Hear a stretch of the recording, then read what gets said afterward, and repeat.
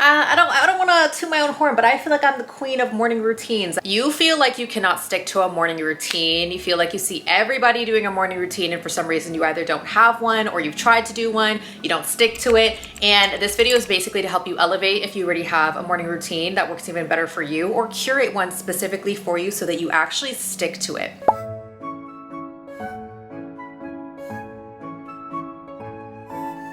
The first thing is that morning routines are very important because it sets the tone for the day, and it'll help you just advance in every single area of your life if you actually curate it the right way. Have you ever had a day where you maybe wake up late, or like you're rushing to do something and you feel like you're going through the day and you have like this unsettling feeling that you're behind, and then things are happening and you feel a little bit stressed and you're like, why is this happening to me? Maybe I'm overwhelmed in a board meeting when you normally aren't, or maybe you feeling like you're having to order food because you didn't prep, whatever it may be. That is what the equivalent of not having a morning routine feels like every single day if you have one and then go without one. It's essentially you're letting the day take you instead of you taking on the day. You're letting the day set the tone for how you feel and how you move and what you do versus you getting ahead of things and setting your intention and tone for the day. That's what the equivalent of a morning routine is, and that's why I think that they are so important. And if you're not able to stick to one, this video is going to help you so much. I don't want to toot my own horn, but I feel like I'm the queen of morning routines. I found something that really works for me finally,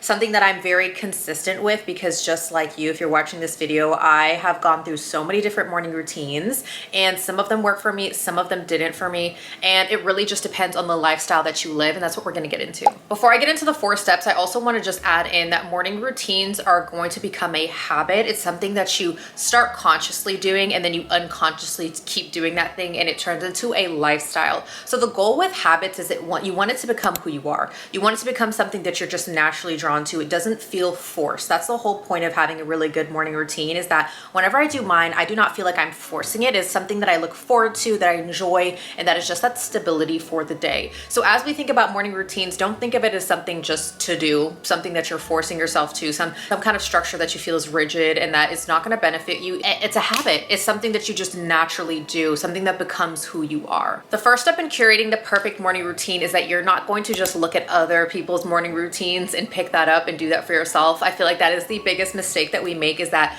we see this girl's morning routine. She's waking up at 4:30 a.m. She's getting up, she's doing her skincare routine, she's doing her hair routine, she goes to the gym.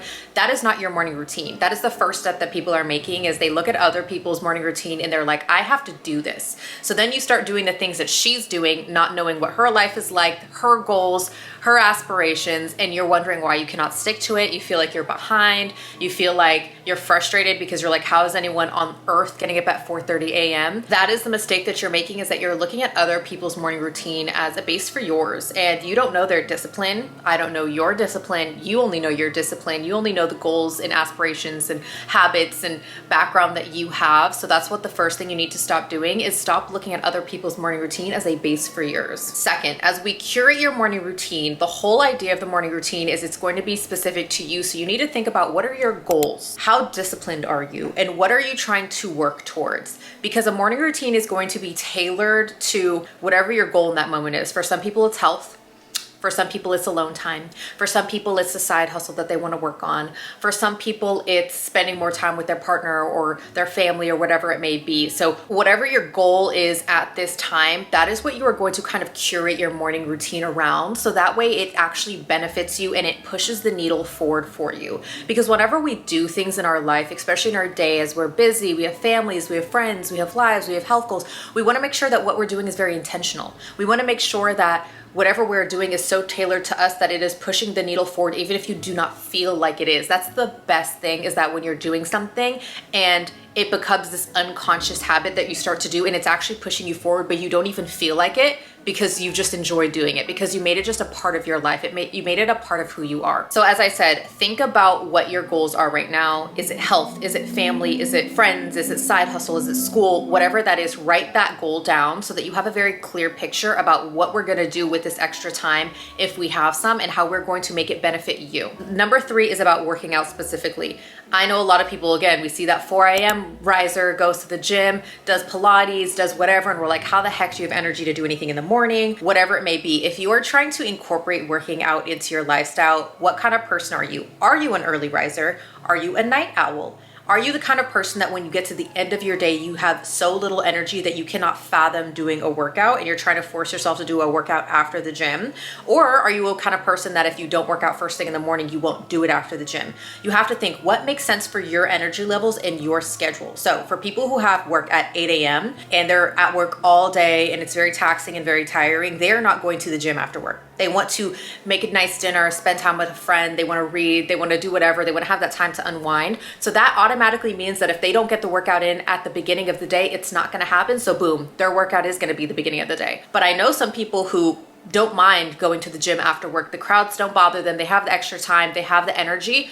Boom, that automatically categorizes where you are going to fit your workout in. So think about your schedule. Will you have energy at the end of the day or not? And then you're gonna have to think, if I wanna work out, I am going to have to fit it in the beginning of the day. So if that means waking up at 5 a.m., you are gonna be one of those people. It makes it easy. You cut out the overthinking. Do you or do you not have energy at the end of the day? If you do, fit your workout in there. If not, beginning of the day. Number 4 is that they are staples that I believe every human should have in their morning routine no matter what, because it is what makes us human. And that is gonna be sunlight, hydration, and then some kind of gratitude or movement. So these are the things that you should have in your morning routine, because this is just gonna help you with your circadian rhythm. This is gonna help you naturally as a human being just function optimally. This is just gonna help your body regulate, especially if you are a female. It's like a hormonal thing to be able to rise with the sun, go to sleep when the sun goes down. And that just means getting light first thing in the morning. Some people live in really dark apartments. So if this means going onto your porch or just walking outside with your cup of coffee, let's start incorporating that into your morning routine.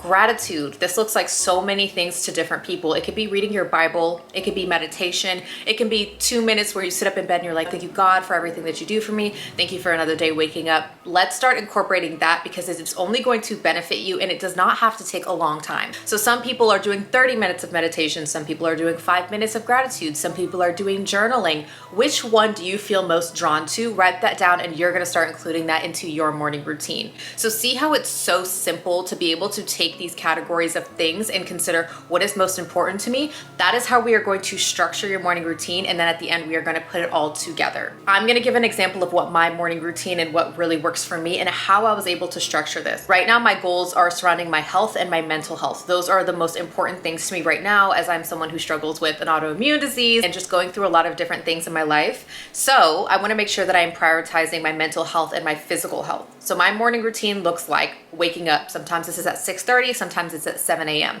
I also have to prioritize sleep because that is part of me regulating my hormones. So again, if I can't get up at 6:30, fine, I push it to 7 a.m., no worries. The first thing that I do when I get up, I say, thank you, God, I'm happy for another day. I try to think of positive thoughts first thing when I wake up. This is just going to set the tone for even just getting out of bed. Even if it is not sunlight, even if it is gloomy outside, I'm still saying thank you. I get up, I do like a face mist or whatever, because now I'm going to focus on the most important things for me in my morning, which is meditation and red light therapy, and then rebounding, which is lymphatic drainage. So the first thing I will do is I'll put on a little workout set, brush my teeth, whatever, and then I will sit in front of my red light for 15 minutes. And that is the time that I do my gratitude, my meditation, and I'm also doing red light therapy. A great thing to do is habit stack. You want to start stacking different things if you can. So for you, if that means you have 5 minutes to brush your teeth, you take that 5 minutes and you're going to be brushing your teeth, listening to a podcast, brushing your teeth, doing your gratitude, whatever it may be. Start habit stacking. You don't have to do everything on its own if you simply do not have the time. After I'm done meditating for 15 minutes and using that red light therapy for 15 minutes, I go into rebounding. If you don't know what rebounding is, that is where I jump on a mini trampoline. I am doing this to wake up my lymphatic system and help me to drain the extra fluid in my body, to just make sure that everything is moving, because your lymph system is what carries out diseases and what helps detoxify your body. And for me in this time of my life, it's very important. It's something I want to be consistent with. So that by itself is going to take 30 minutes between the meditation and red light, and the rebounding, which I also habit stack with red light. So I get an additional 15 minutes and I put on a podcast for that. So not only am I already, ingesting positive information, I'm getting my lymphatic system going, and I'm also doing my red light therapy. So that takes a total of 30 minutes. Next, I will go into my workout, because I'm the kind of person that if I do not get my workout in at the beginning of the day, it's not going to happen. So, we drink my creatine, we drink my amino acids, I go to the gym and I get my workout in, and that is my morning routine. As far as the things I do